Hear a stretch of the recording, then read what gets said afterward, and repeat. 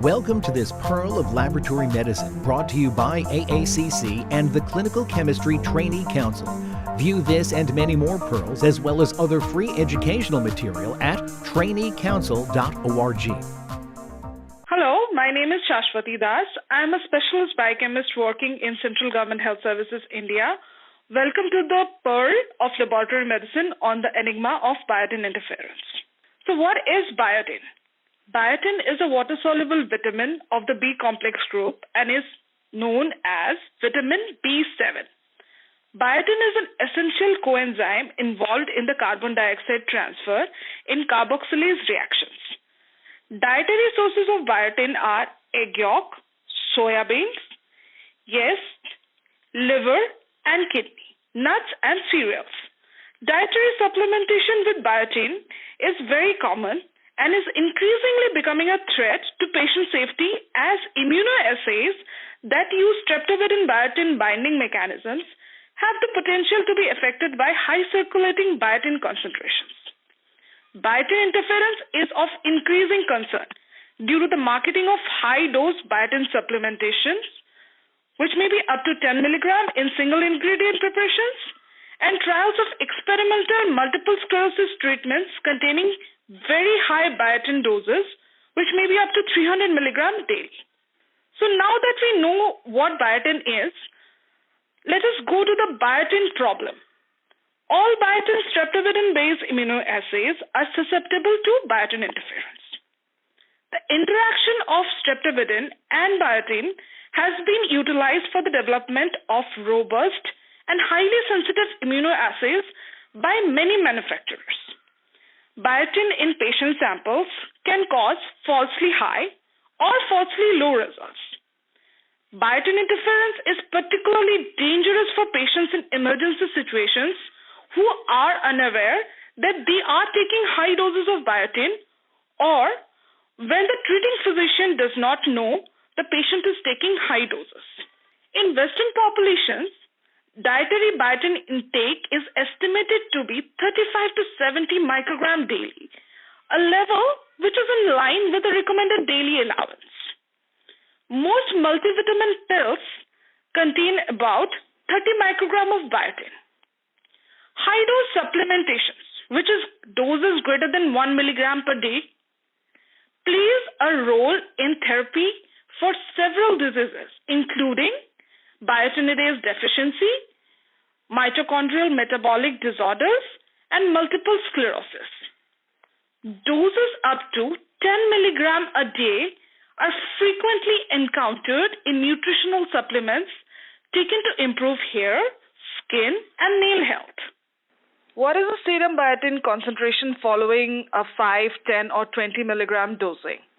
The relationship between biotin intake and blood biotin concentration is an important consideration. Peak blood biotin concentrations occur 1 to 2 hours after biotin ingestion and then rapidly decrease. In healthy volunteers, median peak serum biotin concentrations 1 hour after the ingestion of 5, 10, and 20 milligram biotin were 41, 91, and 184 respectively, as per a study by Grimsey et al. Biotin is a small molecule that can be attached by covalent bond to a variety of targets without affecting their biological activity. Biotin thus makes the target easy to capture because it forms a strong, stable, and specific non-covalent bond with avidin, streptavidin, and nutravidin proteins. The risk of patient misclassification due to biotin interference can vary considerably between assays and is dependent on the biotin and analyte concentrations present in the sample as well as the specific assay in question. All biotin streptavidin-based immunoassays are susceptible to biotin interference. The direction of interference depends on the design of the assay. Some results are falsely elevated, some falsely lowered.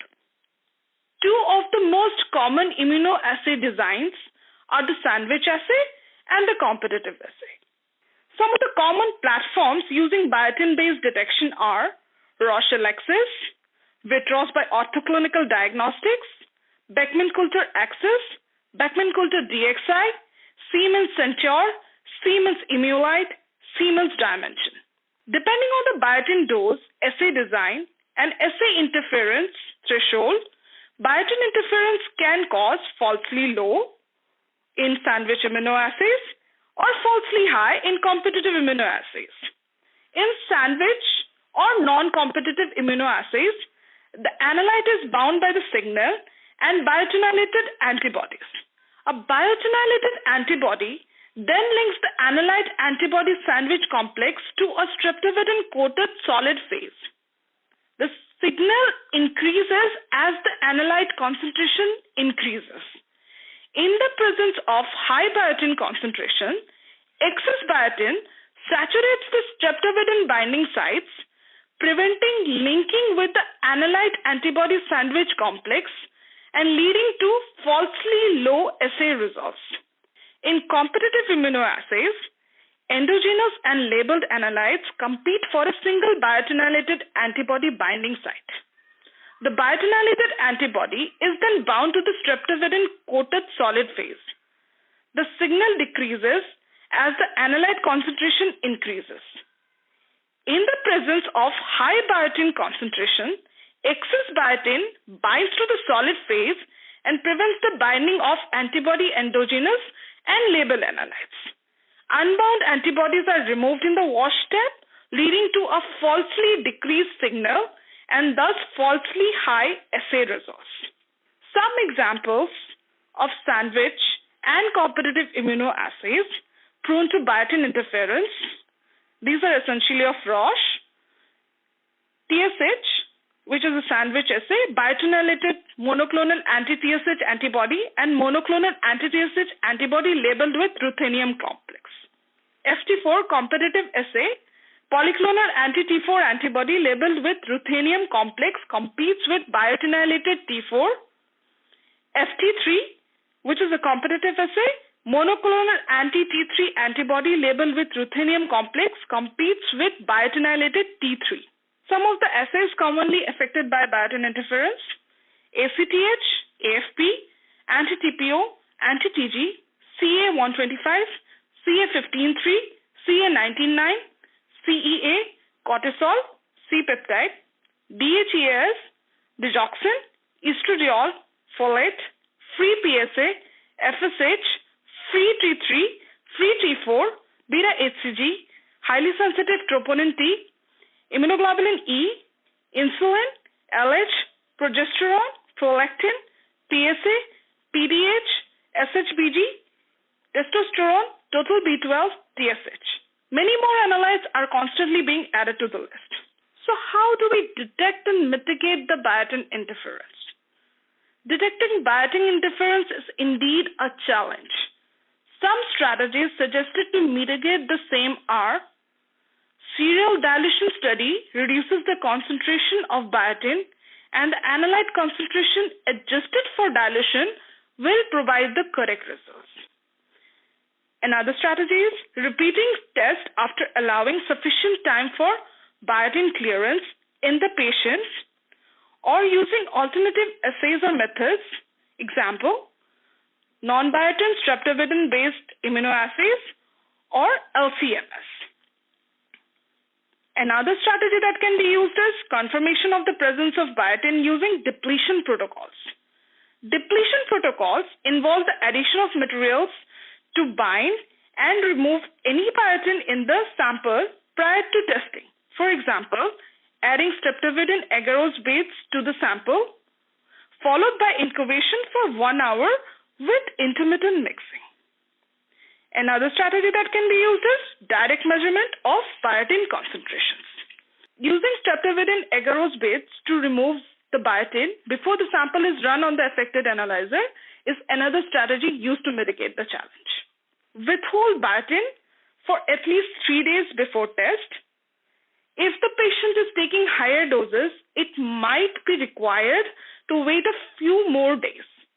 Other interferences in immunoassays like heterophilic antibodies, human anti-animal antibodies, high-dose hook effect, etc. are to be ruled out.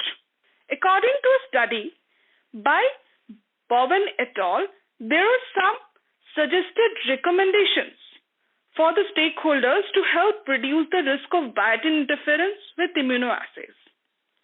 For manufacturers, it is important to determine biotin interference thresholds and include in product inserts. It is also important for them to increase awareness of biotin interference and provide guidelines via bulletins or online sources. For laboratory staff, it is pertinent to provide key contact information with assay results or request forms, advise healthcare providers on how to minimize the risk of inaccurate test results, and develop internal algorithms to investigate inaccurate test results. For healthcare providers, it is necessary that they ask patients about supplementation, biotin use, including dosage, and disseminate proper patient instructions to prepare for blood test several days prior to the appointment and contact laboratory if biotin interference is suspected. The patient also needs to be aware and check the supplement levels for biotin, report all supplement intake to healthcare provider, and not take biotin prior to undergoing blood tests.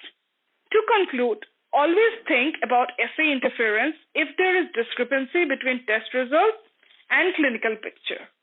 Assay interference has to be ruled out. If the patient is on biotin supplement, stop the supplement before blood tests are done by immunoassay. If in doubt, a dialogue with the clinician is recommended. Patient symptoms, clinical examination findings, laboratory results, and imaging should be evaluated in concert to gain a holistic picture and avoid misdiagnosis. Proper patient information, awareness, and communication with the physician is a key factor in mitigating the risk of biotin interference.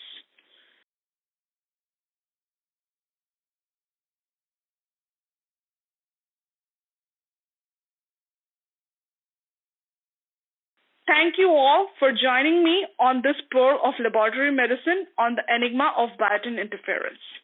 For more like this, as well as articles, podcasts, and more, please visit the Trainee Council at traineecouncil.org.